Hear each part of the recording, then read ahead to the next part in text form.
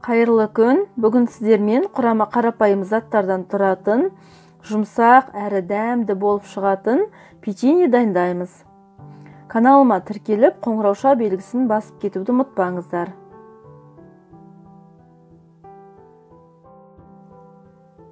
Таза ыдысымызға бөлме температурасындағы сары майды және қантымызды салып, шанышқының көмегімен араластырамыз. Үстіне 2 жұмыртқамызды саламыз. Араластырамыз.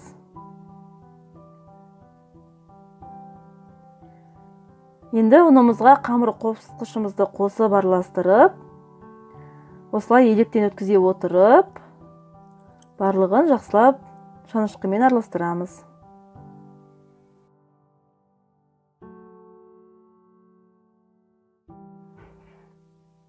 Ұнды 3 бөлікке бөліп салып, енді осылай қолмен илейміз. Осындай жабыспақ қамыр болады. Енді кішкене ұн себе отырып, осылай противенге домалақтап орналастырамыз. Енді үстінен осылай шанышқымен әдемілеп шықтым.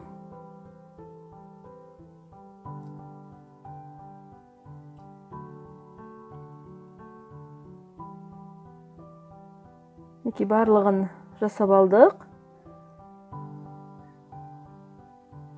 Енді қызып тұрған пешімізде 200 градуста 20 минут пісіріп аламыз.